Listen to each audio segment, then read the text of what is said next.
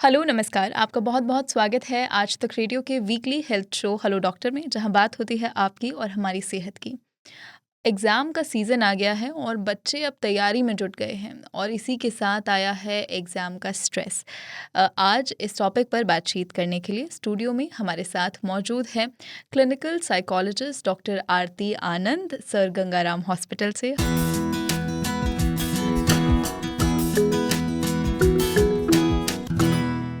Hello doctor, आपका बहुत-बहुत स्वागत है हमारे शो में। नमस्ते, thank you very much. Doctor, जैसा हम लोग देख रहे हैं अब अगस्त ऑलमोस्ट ख़त्म ही होने वाला है और सितंबर में बच्चों के एग्ज़ाम शुरू हो जाते हैं। एग्ज़ाम के साथ आता है बहुत सारी टेंशन, लेट नाइट जगना, कॉफ़ी इनटेक और सुबह-सुबह हसल में भागना कि आज एग्ज़ाम में ऐसा होगा, वैसा होगा। अ, स्ट्रेस एक ऐसी चीज़ है जो मतलब मुझे लगता है कि एज देखकर नहीं होता है कि अच्छा ये छोटा बच्चा है, इसका एग्ज़ाम है तो छोड़ो, इसको थोड़ा-सा रिलैक्सेशन दे देते हैं। एग्ज़ैक्टली क्या है, कौन से हॉर्मोन्स हमारी बॉडी में रिलीज़ होते हैं, जिसे हम स्ट्रेस कहते हैं? देखिए, stress is a response to its your physical and emotional response to anything that is threatening.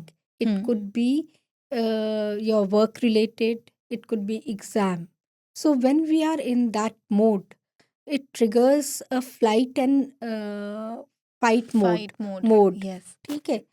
What it helps, it either helps you to fight the challenge कि आपका एग्जाम है, यू हैव टू फेस, और um, you it will ask you to fly, मतलब avoid the कि उस situation को इसको ignore करके। इग्नोर करके आप चले जाए, हुँ, भाग जाए. सो जब ये वाली सिचुएशन होती है, दैट इज कॉल्ड स्ट्रेस. एक एक्यूट स्ट्रेस होती है जिसमें आपने इमिजिएटली एक स्ट्रेस आया, you decided whether you want to run or you want to accept the channel, and वो जैसे ही वो सिचुएशन ख़त्म हुई, इवेंट ख़त्म हुई, in the fight or flight mode, what happens is that your body uh, is in the mode to either accept the hmm, challenge or to avoid the challenge. Okay. Okay, in in events that happen suddenly, hmm, where you get you are in an accident or you see a snake, you will run, or um you will accept the challenge and try to save yourself. हुँ, ठीक है, ये करोगे. But when the stress is chronic, hmm, then it is like your body is totally in fight or flight mode throughout, हुँ, मतलब for days or for months. And hmm, exam anxiety में यही होता है. Exam stress में it is a chronic state. हुँ, ठीक है. So your body is always in the fight mode. Hmm, When your body is in the fight mode, you have certain symptoms. You could have headaches, you could have vomitings, you could have emotional symptoms like feeling sad, anxious, palpitations हो हुँ, सकती हुँ, हैं, हुँ, crying spells हो सकते हैं. You could have sleep disturbances. You could have any of these physical, emotional, and behavioral symptoms. Behavioral symptoms में you can get agitated, irritable, you hmm, could feel frustrated, hmm. sad. So all these things can a person can uh, ये सभी लक्षण हो हो सकते हैं सकते हैं, ये लक्षण हो सकते हैं. अगर आप स्ट्रेस की हाँ, समस्या से हाँ, जूझ हाँ, रहे हैं। हाँ. एक लोगों के अंदर बहुत कन्फ्यूजन होती है। हम्म, बहुत से लोग बहुत आम भाषा में स्ट्रेस शब्द का और एंग्जाइटी शब्द का इस्तेमाल करते हैं। अगर किसी को बहुत पसीना आ रहा है, कोई बहुत टेंस हो रहा है, तो वो कहता है मुझे एंग्जाइटी हो रही है, या कुछ लोग उसी सेम सिचुएशन को बोलते हैं कि मुझे स्ट्रेस हो रहा है। एग्जैक्टली स्ट्रेस और एंग्जाइटी को हम किस तरह अलग करते हैं? how we can differentiate between anxiety and stress. देखिए, stress is when you have a particular uh, event or a particular stressor in front of you. Hmm, You will feel all those symptoms, physical, emotional, and psychological symptoms. You either deal with it or you fight with it. or you will avoid it. ठीक है. ठीक है. Now anxiety is that when you don't have any external threat, yet you are thinking about that threat, अच्छा, or you're worrying about that threat. Over thinking कर रहे over हैं आप. Thinking कर रहे हैं, या आप उस थ्रेट के बारे में सोच रहे हैं, या वरी कर रहे हैं कि अगर ऐसा हो गया, या जैसे पहले अगर मुझे प्रॉब्लम थी तो अभी फिर प्रॉब्लम हो जाएगी. सो when there is no threat, yet you are thinking about that threat or an event that disturbed you, that leads to an anxiety when you जैसे overthink or worry. अगर स्टूडेंट ये सोचे कि मैं इस एग्जाम में फेल हो गया तो क्या, That is anxiety. ये एंग्जाइटी ये है. एंग्जाइटी है. स्ट्रेस होगा कि उसके कल एग्जाम है, हाँ, वो स्ट्रेस. है, वो स्ट्रेस है. Anxiety is thinking negatively, and उससे इसके सिम्टम्स आ रहे हैं. पैल्पिटेशन आ रहा है, ड्राई माउथ हो रहा है, स्वेटिंग हो रही है, and may be he is feeling headaches, very common. ये एक्चुअली काफ़ी मतलब हम लोग केसेस वगैरह में स्टडी कर रही थी थोड़े, तो मैंने देखा कि बहुत से लोग इस चीज़ को आइडेंटिफाई भी नहीं कर पाते हैं कि उनको एग्जैक्टली स्ट्रेस हो रहा है. जैसे पेट के दर्द की अगर हम बात करें या हेडेक्स की अगर हम बात करें, तो हम लोग एसिडिटी समझते हैं कि शायद एसिडिटी हो रही है, बट ये भी शायद स्ट्रेस के कारण ही ट्रिगर होती है. एग्जैक्टली. एसिडिटी का बहुत बड़ा लिंक स्ट्रेस से है, you know, and vomitings is also related to stress. अच्छा. Loose motions are also related to anxiety. Really? Yes. Okay. Exams में क्या होता है, बहुत से बच्चों को बोलते हैं कि मुझे एक दिन पहले या एग्जाम से कुछ घंटे पहले लूज मोशंस होते हैं, या some people will have vomitings और vomitish feeling before exams. So why they have, because they are thinking so negatively, कि प्रेशर ले रहे हैं दैट मैं अगर फेल हो गया तो, अगर मेरे मार्क्स नहीं आए तो मेरे मम्मी पापा क्या सोचेंगे, दुनिया क्या सोचेगी, या मेरा तो टारगेट रह जाएगा. So they are giving themselves that kind of pressure which leads to anxiety. And these symptoms are basically physically आप देख सकते हो, फिजिकली आप स्पॉट कर सकते हैं एक्चुअली. लेकिन वही परेशानी आ जाती है ना कि हम फिजिकली सिम्टम्स को स्पॉट तो करते हैं, लेकिन हम फिजिकल हेल्थ को मेंटल हेल्थ से नहीं जोड़ पाते हैं. हाँ, because there is lot of denial कि मैं तो स्ट्रांग हूँ. नाउ मेंटल हेल्थ को कनेक्ट किया गया है with strength. You are strong so you can not be mentally ill. ठीक है, बट ऐसा नहीं है. There are very, very strong people who can have depression, who can have anxiety, who can have very threatening situations in their life or difficult situations in life, and they may not be able to deal it. तो एक धारणा है कि मैं तो हमेशा से strong रहा हूँ, मैं तो हमेशा first आता रहा हूँ, अब मुझे क्यों anxiety हो रही है? So then through our counseling sessions and through interview, we come to know about his thinking patterns, and what is going on in his mind. What are the different pressures he's taking? Are the parents pressurizing? Are the teachers pressurizing? Or is it a self pressure given to the patient? Is he giving? I think अभी हमने एक podcast record भी किया था, वो heart और stress के ऊपर था. तो हमने उसमें यही बात की थी कि किस तरह हम ये समझते हैं कि ये कोई बीमारी है स्ट्रेस होना, लेकिन स्ट्रेस आपकी रेगुलर लाइफ का पार्ट ही है. It is, you can take it as kind of an emotion जिसको आपको मैनेज करना सीखना होगा. बिल्कुल. You have to manage it, not only manage it, you have to first accept कि मुझे स्ट्रेस हो रहा है. किस कारण हो रहा है? Because there many students or adults will be in denial कि मैम मेरे को तो स्ट्रेस है नहीं. अब कल yesterday I had a client, उसको मतलब वर्क स्ट्रेस था, एंड बीच में वर्क स्ट्रेस के इमीडिएटली बाद he will have vomitings, continuous vomitings for 12 hours. He has to be admitted in the hospital. ठीक है. अब 15 मिनट वो डिनाई करता रहा कि नहीं मेरे को कुछ नहीं. मैंने कहा अब ये बताओ कि क्या आपका ये जो पीरियड था वॉज इट वेरी स्ट्रेसफुल? बोलते यस मैम, मेरा बहुत काम था. तो मैंने कहा आप सोच के बताओ, जब आपको स्ट्रेस होता है you go after you go into this hospital में admit होना पड़ता है. He thought about it and he told me yes. Then he asked me, ma'am but मेरा तो स्ट्रेस खत्म हो गया, अब तो मैं हॉलीडे पे था, वहाँ क्यों हुआ? So I told him, see, you have suppressed your stress. You have not tackled with it. You have not managed it. So it has to come in some way. Out तो आएगा ही ना अंदर. I give a very simple example. घड़ा है, घड़ा में पानी भर गया, अगर ज़्यादा ओवरफ्लो हो गया तो गिरेगा. हम टैप बंद कर देते हैं तो वो भरा रहता है ना घड़ा तो ठीक है.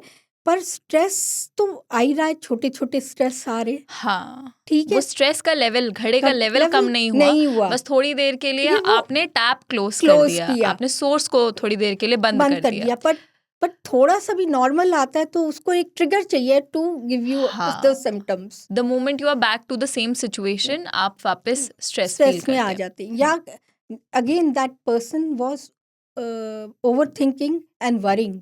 एंड सबसे इम्पोर्टेंट चीज़ है, स्ट्रेस तब होता है स्टूडेंट्स में भी, अब स्टूडेंट्स की भी बात हो रही है, परफेक्शनिस्ट पर्सनालिटी कि मेरे को तो कहीं गलत नहीं होना.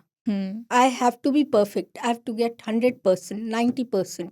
अगर मेरे को 92 आ गए आउट 95 का अगर मैंने एम किया है, 92 आ गए तो it's a doomsday for me.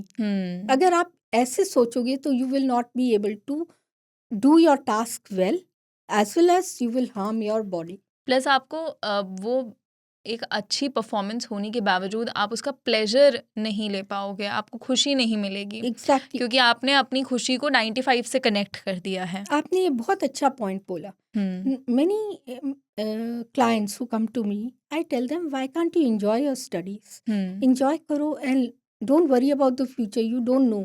Extraneous variables का हमारे पास कोई हल नहीं है. For example, how you are marked, what will happen while going from here to college or school. तुम बीमार भी पड़ सकते हो लास्ट मिनट पे, तो तुम बोलो कि okay I will give my best and leave the it rest to other things. मैं इंजॉय कर करके पढ़ूंगा. When you are enjoying, this is my experience also, that then your performance is the best. But when you study with fear and anxiety, thinking negatively, your output will be less as compared to what you have studied. This is a fact you can see in many studies also. Correct. अच्छा, ये तो हम लोगों ने खैर stress पे और cases पे काफ़ी विस्तार से बात की. कुछ टिप्स पर बात करते हैं अब कि जो बच्चे एग्ज़ाम की तैयारी कर रहे हैं या जिनका कल परसों या अगले हफ्ते एग्ज़ाम है, उनको बहुत ज़्यादा स्ट्रेस हो रहा है और वो बहुत टेंशन ले रहे हैं कि अगले दिन एग्ज़ाम कैसा आएगा, कैसा नहीं आएगा. क्या कर सकते हैं वो स्टूडेंट्स अपनी डेली लाइफ, अपने रूटीन में, ताकि वो इस स्ट्रेस से डील कर सके? Most important is every problem comes with thoughts. So keep your thoughts positive. Okay. सबसे इम्पोर्टेंट चीज, have realistic expectations from your self. एक ये है, don't over do, over expect. Secondly, you study smartly. That is अपना जो भी आपने पढ़ाई की है उसके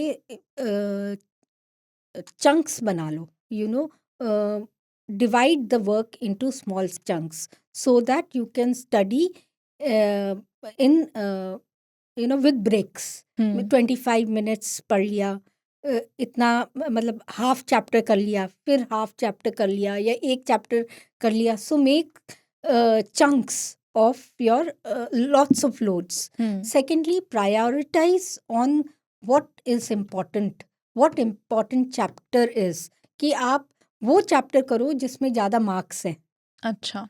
जिसमें ज़्यादा मार्क्स आपको मार्क्स के क्वेश्चंस आएंगे, या जो बहुत डिफ़िकल्ट आपको लगता है और इम्पॉर्टेंट भी है. सो प्रायोरिटाइज, क्योंकि once you start dealing with difficult subject, your confidence level will improve. क्योंकि आपको लगेगा यार इतना डिफ़िकल्ट, मैंने तो difficult, when you do a difficult subject, finish difficult subject, your confidence increases कि I can tackle this exam very well. अब तो दूसरे तो I can do it because I know them very well. Hmm, So you have to prioritize which work, which subjects you have to do. ठीक है. Secondly, take rest in between. मतलब 2 घंटे आप 4 घंटे पढ़ रहे हो and no rest, then it will be of no use, because after 45 minutes or 1 hour के बाद the input becomes slower. So अच्छा. after 45 minutes or 1 hour, you take 10-15 minutes of break where you can talk to friends, you can just stretch, do a stretching exercise, talk to somebody, but do not see TV or mobile, because already your eyes are worked up. So when you watch TV or mobile use, it will again, your eyes will hurt. So one thing you can do that.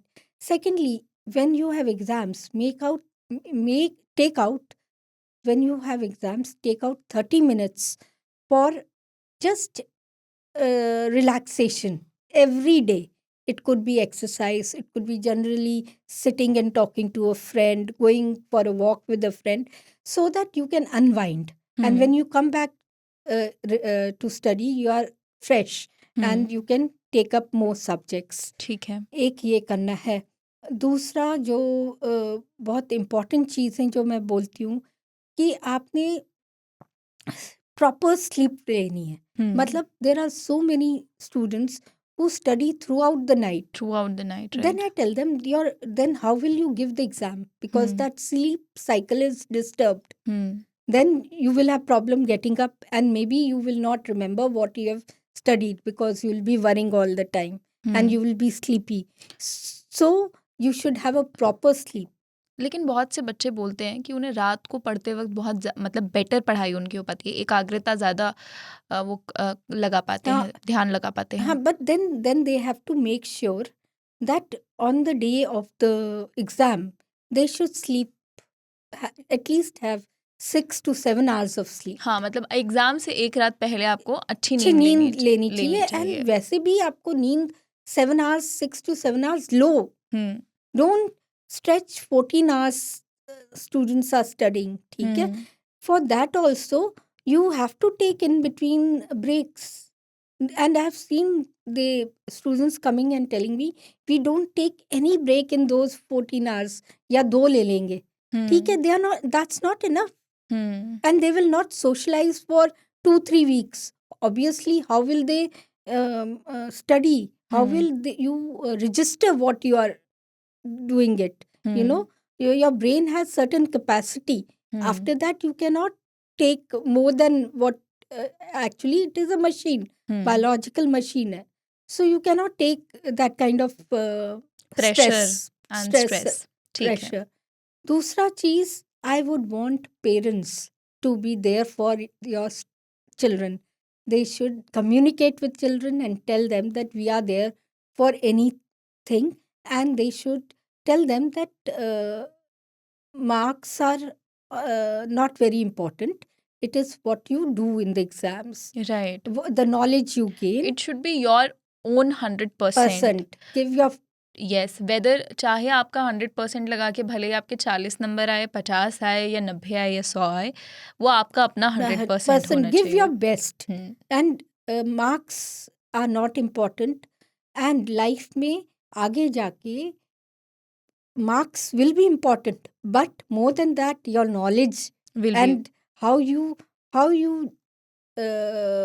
gave your exams, how you studied, and how without having anxiety you were able to मुझे deal with लगता है that situation. ये ज़्यादा important होता है हमारी स्कूली पढ़ाई में. उसके मतलब स्कूली पढ़ाई से इतर भी जो एक्स्ट्रा करिकुलर भी चीज़ें हम लोग करते हैं, एक बहुत बड़ा पार्ट है जो मिस हो जाता है. वो ये कि आपको बेटर ज़िंदगी कैसे जीनी है, लाइफ मैनेजमेंट कोई नहीं सिखाता है exactly.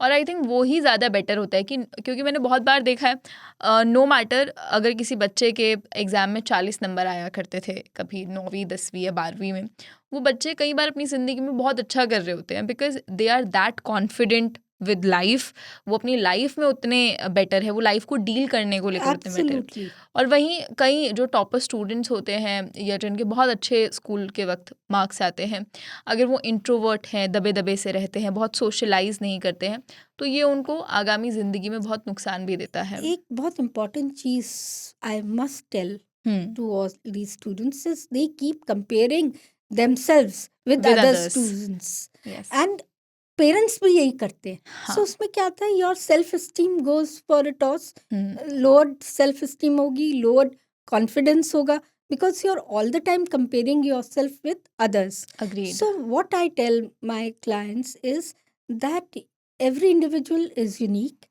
Every individual has a journey.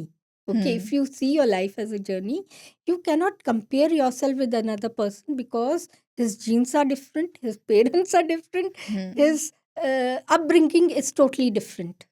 So you have to think what suits you, what is your aptitude. If a person is taking, if your best friend is taking science, that doesn't mean that आपको भी science चाहिए, ठीक है. And आप commerce ले सकते हो, arts ले सकते हो, एंड यू कैन थिंक कि मुझे आगे जाके क्या करना है, ठीक है. ठीक है, पर क्या होता है कि there is so much of pressure pressure बहुत फ्रॉम, है। Actually from teachers also. Teachers, मुझे लगता है बहुत सारा, मतलब बड़ा इसके अंदर अगर हम बात, ये तो बहुत लंबी बातचीत हो जाएगी। प्रेशर ना सिर्फ पेरेंट्स की तरफ से, टीचर्स की तरफ से, रिलेटिव्स की तरफ से, पीयर ग्रुप्स में, हर बहुत है, बहुत ज़्यादा बहुत है. So actually you have to first understand कि what can I do, and उसमें parents can help them, being a support, a cushioning support, that we are with you, what, no matter what you do, we are standing by your decision, and marks इधर उधर हो जाए कोई फर्क नहीं कोई पड़ता. फर्क नहीं पड़ता, right. Many of the students will stop eating. हाँ, हाँ, खाना, they will not eat food, they will, their मतलब weight loss होएगा. So ऐसे में parents have to make sure that they keep eating fruits, food and nuts, dry fruits. कुछ उनके nutrition जाता रहे, so they will be energized energised रहे feel अपनी पढ़ाई करेंगे, के they लिए। will. So that is another very important factor, factor. Keep your environment distracted.